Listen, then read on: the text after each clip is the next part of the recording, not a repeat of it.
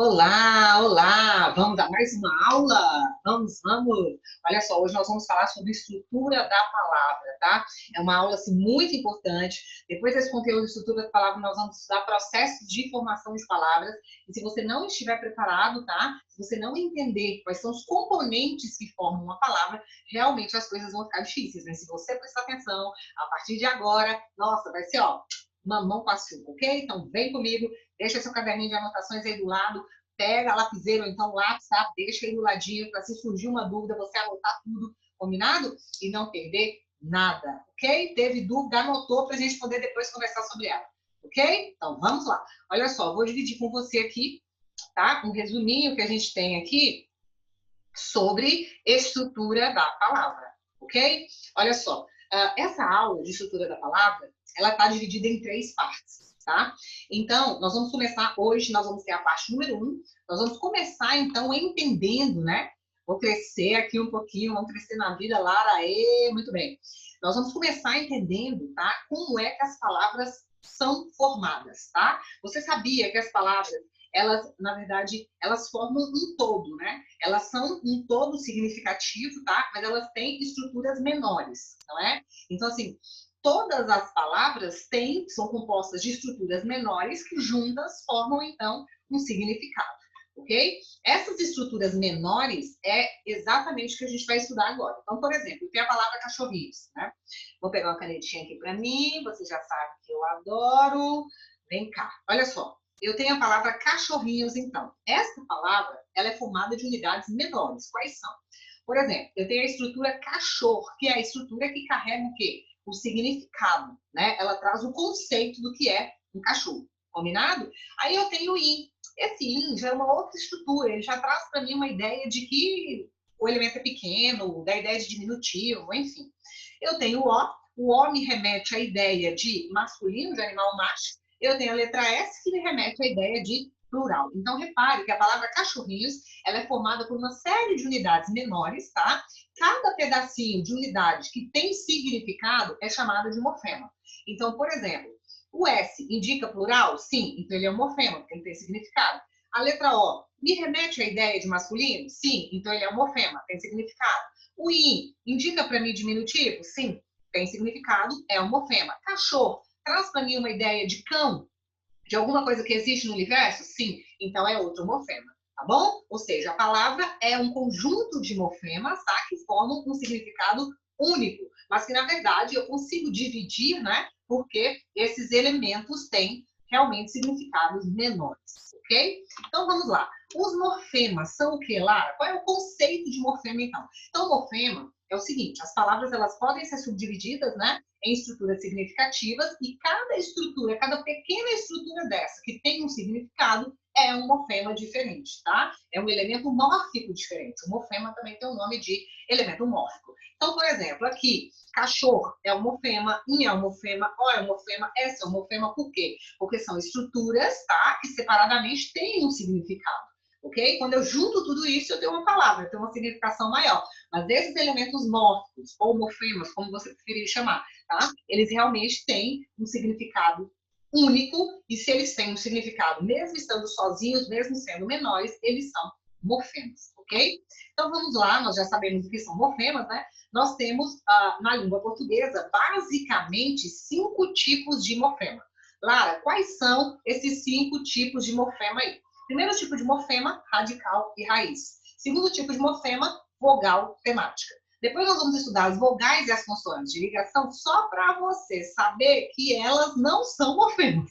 Lara, mas como assim? Se elas não são morfemas, o que elas estão fazendo aqui? É porque elas são muito comumente confundidas com morfemas, então nós precisamos realmente estudar, né, para saber diferenciar. Okay? Nós temos também o tema, na verdade, é uma associação de morfemas, ele não é um morfema, ele é uma associação de 2 morfemas. Nós temos os afixos e nós temos as desinências. Ou seja, Lara, basicamente, o que é morfema aqui? Vogais e consoantes de ligação não são, nós vamos estudar para você não cair em pegadinha. Tema é a associação de 2 morfemas. Então, basicamente, quem é que é morfema? É o radical, é a vogal temática, são os afixos e as desinências. Ok? Por isso, aqui você vai ver algumas gramáticas, né? Elas vão dizer quantos morfemas existem? 4 morfemas na língua portuguesa.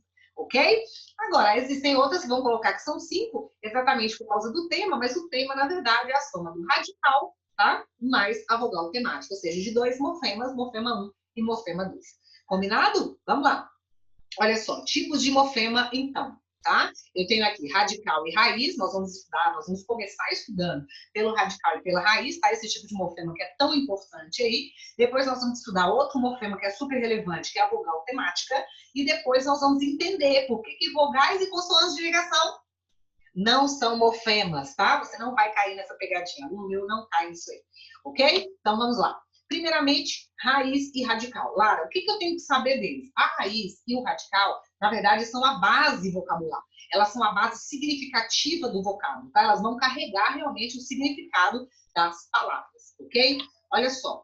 Tem alguma diferença, Lara? Eu sempre tenho dúvida disso. Existe uma diferença? Raiz, radical, tem alguma diferença? Sim, existe. A raiz é aquele pedacinho de palavra que você não consegue reduzir mais, tá? Ela é a parte redutível da palavra, é a menor parte da palavra. Só que a grande diferença de uma raiz para um radical é que a raiz, ela realmente não aceita associação com nenhum tipo de afixo, ou seja, ela não aceita prefixo perto dela, ela não aceita sufixo nela, ela não aceita elementos colados nela, tá? Apesar de que esses elementos colam nela, né? Com certeza para formar outros significados, tá? A raiz é aquela parte ali que fica sozinha, tá certo?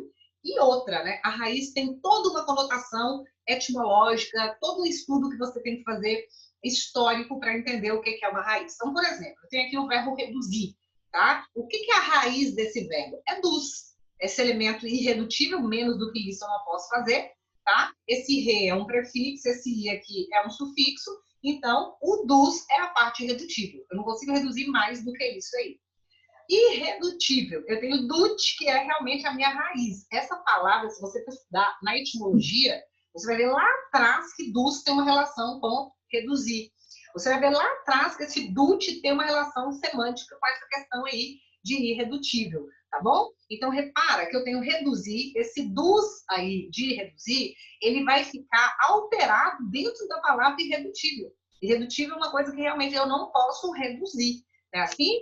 Então, vocês estão vendo que a própria raiz, às vezes ela troca uma letrinha, troca outra, tá? Mas ela tá lá segurando o significado, tá? Mas ela faz toda uma exigência histórica, etimológica para você entender.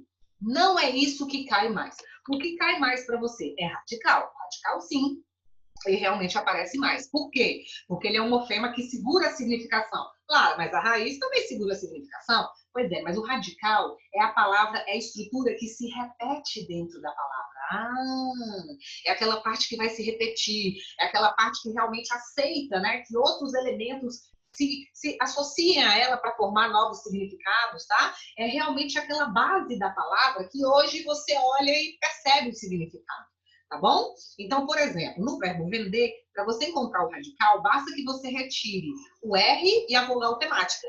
Esse elemento que sobra aqui, ó, é o elemento radical. Na palavra venda, dentro da palavra venda, se eu tiro esse A aqui, que também tem uma significação, nós vamos ver lá na frente, essa estrutura que fica é a estrutura que eu chamo de radical, é que mantém a relação com vender, tá? Vendedor, dentro de vendedor, eu também tenho a ideia de vender. Tá? Venda, obviamente, a venda é o resultado do verbo vender. E o vendedor é aquele que vende. Então, repare que essa estrutura vende, vende, vende é a parte que se repete, tá? E essa parte que se repete dentro da palavra, ela é a base significativa da palavra, é como a palavra está hoje no nosso meio, tá? Portanto, é o nosso radical, ok? Olha só, o nosso radical, ele, na verdade, ele pode acontecer tanto em verbos, como também pode acontecer em nomes, tá? Então, por exemplo, eu tenho aqui aluno. Só de olhar para a palavra aluno, eu percebo esse aluno, aluno, aluno e aluno. Tá vendo? Ó? Aluno, aluno, aluninhos e alunado. Essa estrutura que se repete é o meu radical. Pedra, pedras, pedreira, pedrada. Tá? Aqui é pedrada. Essa estrutura que se repete, ela é a estrutura do meu radical. Brasileiro, brasilidade, brasileirismo, brasilianista. Essas estruturas que se repetem, elas são realmente o meu radical. Professora, mas Brasil se repete inteira? Eu posso falar que Brasil é toda radical, ela é só radical? Sim. Quando as palavras elas são como essas, ó, ligadas pelo mesmo radical, nós falamos que essas palavras, elas são cognatas, tá? Então, palavras que possuem a mesma família etimológica, elas são formadas da mesma base, elas são chamadas realmente de palavras cognatas, ok? Olha só, então a grande diferença, Lara, entre a raiz e o radical é o quê? É que realmente a raiz, para você analisar, ela exige uma perspectiva histórica, tá? Ela implica estudos etimológicos, lá de como a palavra se formou lá antigamente, tá? E, na verdade, o radical não, né? Já é o termo que se repete, aquela base que se repete, mas aquela que é facilmente percebida, tá? É um caráter mais prático, mais gramatical. Então, por exemplo, na palavra criança, qual é a raiz aqui? Quem deu origem a essa palavra? Lá atrás, se você for estudar historicamente, é o CR, tá? Agora, e o radical? O radical não, eu olho, por exemplo, o verbo cantar, eu olho para o substantivo cantor e para o substantivo cantiga, eu percebo esse cante, cante e cante aqui, tá? Essa estrutura que hoje está nesses vocais, que é facilmente depreendida, eu vou chamar de radical, ok? Uma outra coisa que é muito importante você saber é o seguinte, olha só, repara. Quando o seu verbo ele está em questão, basta retirar as duas últimas letras e você encontra o seu radical, tá? Quando você tem substantivos, aí você tem que buscar as palavras lá na família, tem que buscar as palavras cognatas para poder descobrir, tá bom? Por isso que eu fiz isso aqui, ó. Aluno, pedra, pedreira, Brasil, brasilidade, brasileiro. Aqui eu tenho que buscar as palavras cognatas para descobrir quem é o radical, tá? Repara que quando é um verbo, eu só coloco o verbo no infinitivo, como por exemplo o verbo cantar. Corto as duas últimas letras e pronto, já achei o meu radical. O meu radical é cante, tá? Agora, já na palavra cantor, que não é verbo, eu tenho que pegar outras palavras, cantor, cantores, cantora, cantiga. Eu preciso buscar outras palavras, tá? Para poder observar qual é a estrutura que se repete, ok? Então, quando é verbo, como que eu acho o radical? Basta tirar as duas últimas letras. Quando é substantivo, é um adjetivo, eu preciso buscar outras palavras que pertencem à mesma família para eu ver qual é a estrutura que se repete. Combinado? Beleza! Então, hoje nós vamos estudar dois tipos de morfema, né? Que é o morfema radical, tá? Acabei de mostrar para você, agora nós vamos estudar a vogal temática. O que é a vogal temática? A vogal temática, na verdade, é uma preparação do radical, que a gente acabou de estudar, para receber as desinências. Tá? Esse tipo de vogal, na verdade, ela pode ser de dois tipos. Quando ela aparece relacionada a um verbo, ela é chamada de vogal temática verbal. Quando ela se liga a um nome, ela é chamada de vogal temática nominal. Mas, basicamente, o que ela vai fazer o tempo inteiro é preparar esse radical, preparar essa base da palavra para receber as desinências, que são aqueles elementos que vão indicar no verbo, vou indicar modo, tempo, pessoa. No nome, vou indicar masculino, feminino, plural, singular. Tá bom? Mas vamos lá. Olha só. Vogais temáticas de verbos. Apenas 3 letras são vogais temáticas de verbos. A, E e I, tá? Essas vogais, elas fazem duas coisas. Elas têm duas funções, tá? Professora, o que eu quero com uma vogal temática? Primeiro, você quer que ela defina para você a conjugação verbal. Você tá falando daquele negócio que a gente aprende lá na primeira série? Por exemplo, ó, você tem aqui, né? Você tem aqui o verbo estudar, tá? O verbo estudar, eu já sei qual é o radical dele, porque eu cortei essas duas últimas letras e quem sobrou foi estude. Então, isso aqui é o radical, tá? Quem aparece ao lado do radical, quem é? A minha vogal temática.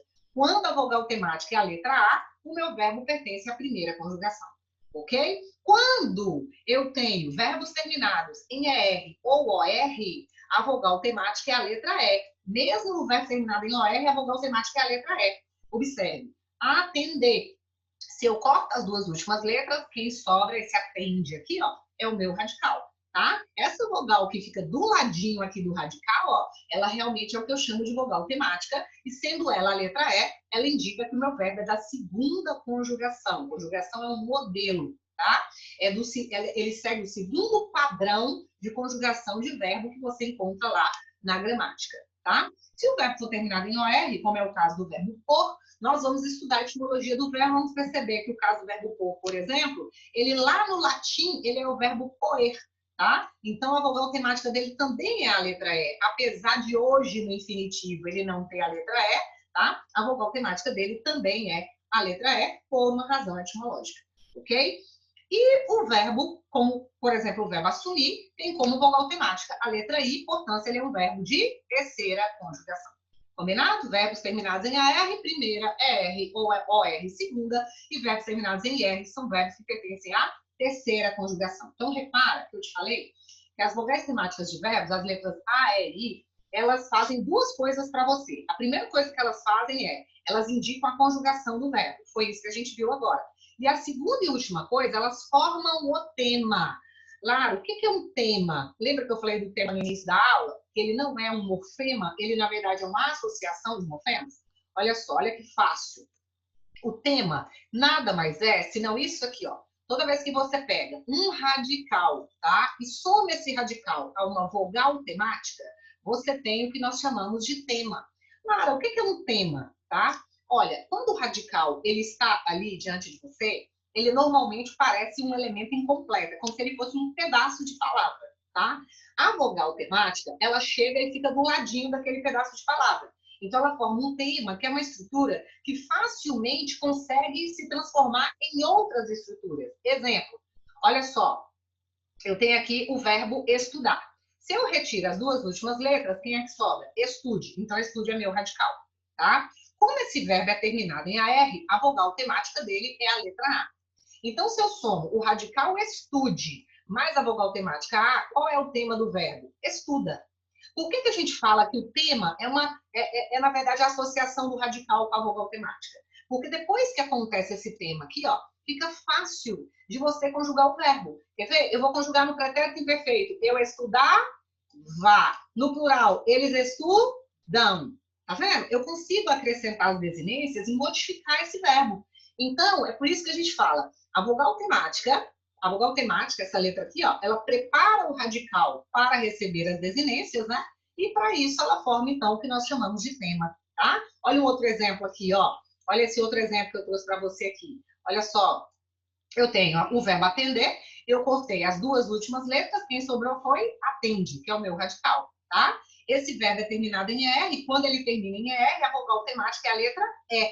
Somando o radical atende, mais a vogal temática é, quem é o tema? Atender, tá? Atende. Se eu quiser conjugar esse verbo, tá fácil, tá? Muito fácil. Eles atendem, tu atendeste. Então, assim, eu consigo conjugar, tá?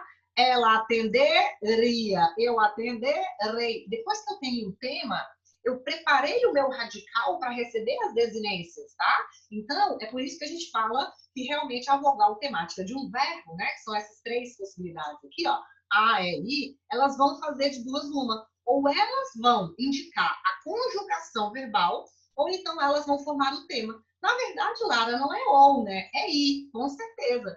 Além de definir a conjugação verbal, elas vão formar o tema, tá? Quando elas aparecem, porque nem sempre o verbo vai possuir essa vogal temática ali, nítido, tá? Ele sempre tem, mas às vezes numa forma verbal, você vai ver, em alguns casos específicos, a associação das desinências direto no radical.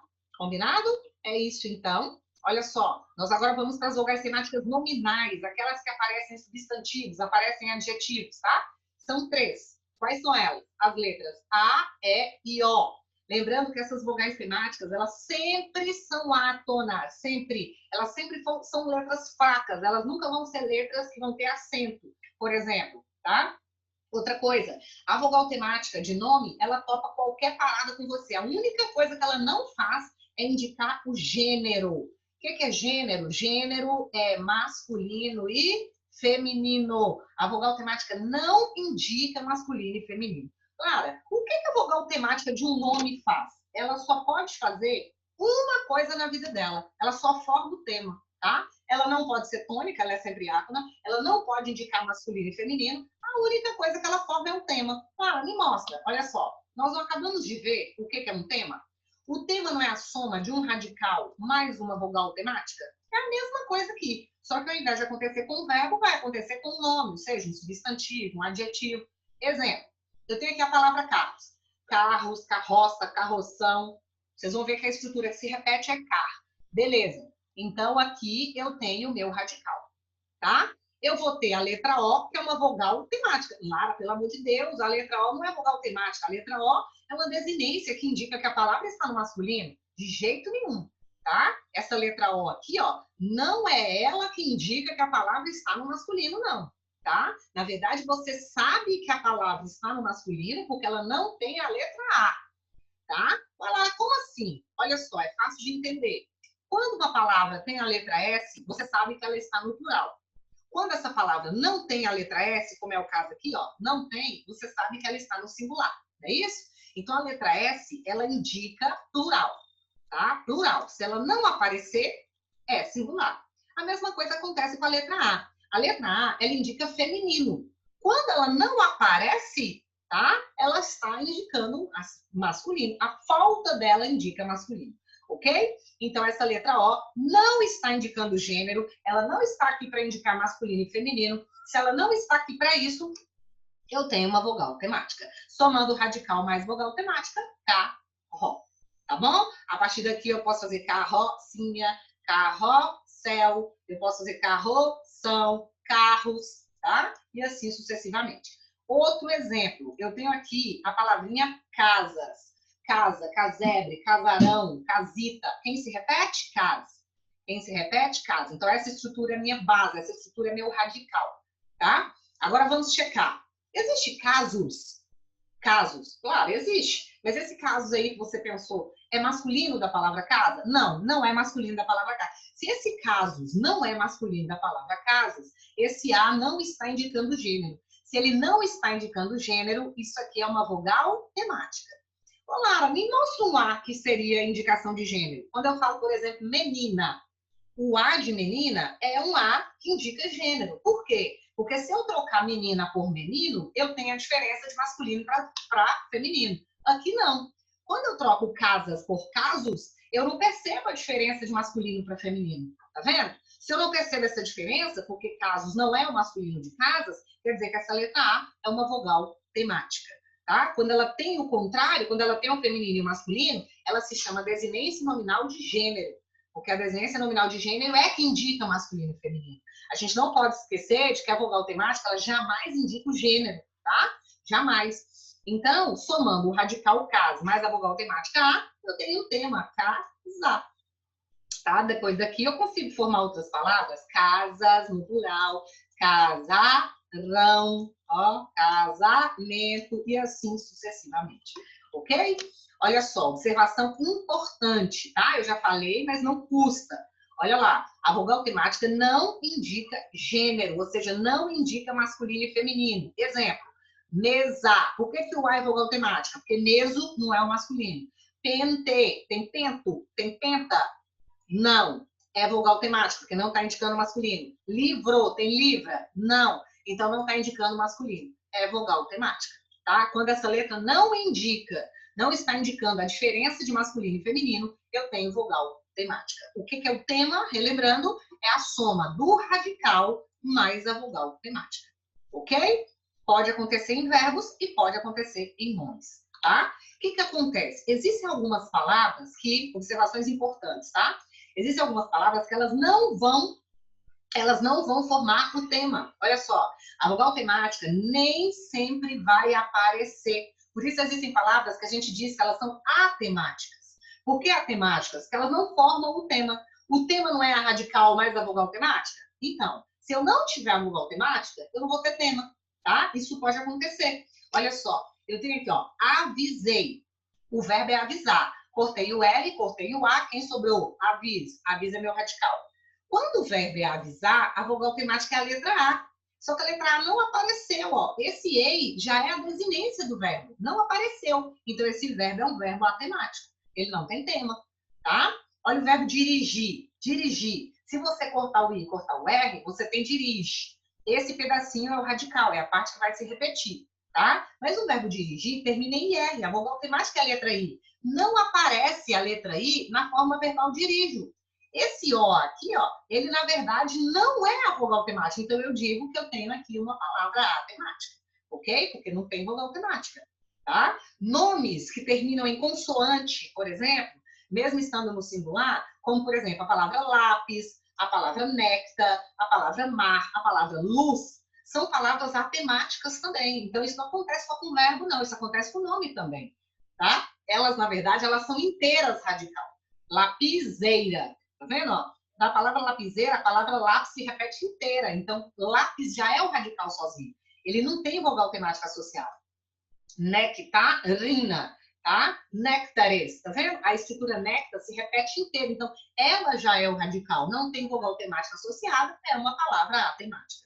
Ok? E não caia em pegadinha. Olha só. Café, giló, pá, só, sol, voz, gol, sabor. São palavras que, na verdade, são palavras oxítonas e monossílabas que não têm desinência de gênero, tá? Não tem desinência que indica o masculino e feminino. E também não tem vogal temática. Também são palavras atemáticas. Elas só têm o radical. Como assim, Lara? Por exemplo, café. Um ótimo exemplo é café. Café-icultor, cafeteira, cafezinho, cafezão. Repara que a palavra café se repete inteira, então ela é toda radical, tá? Ela é toda radical. Voz, vozinha, vozeirão, vozona. Quem se repete? Voz se repete inteira. Então, assim, nem ela tem desinência de gênero, nem tem vogal temática, porque ela é toda radical. Ok? É bem tranquilo mesmo, tá? Agora, uma coisa que normalmente acontece é algumas pessoas acharem que vogais e consoantes de ligação são morfemas, mas elas não são morfemas. Vou te mostrar por quê. Olha só, eu tenho aqui a palavra parisiense, tá? Repara que Paris é o meu radical. Eu tenho a palavra chaleira. Eu sei que chá é o meu radical.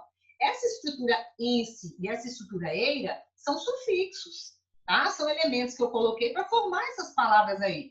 Parisiense é derivado de Paris, chaleira é derivado de chá. Conclusão. Essa letra I que está aqui no meio, ó, e essa letra L que está aqui no meio, elas simplesmente estão ligando duas estruturas.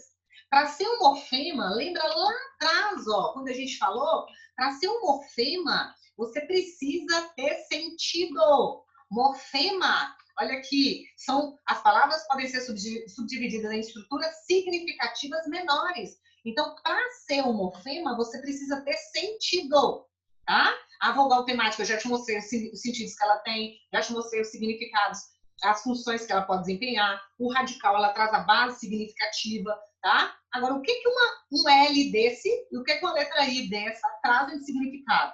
Eles não têm significado, então eles não são morfemas.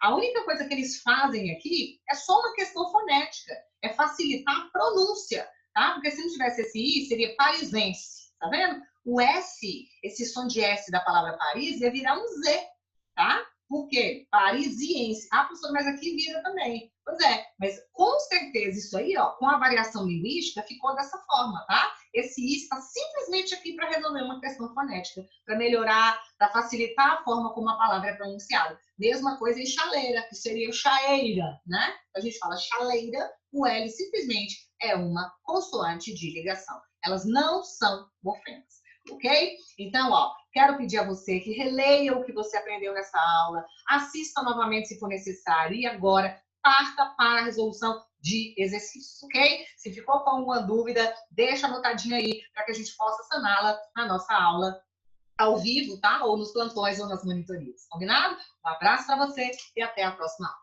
Tchau, tchau!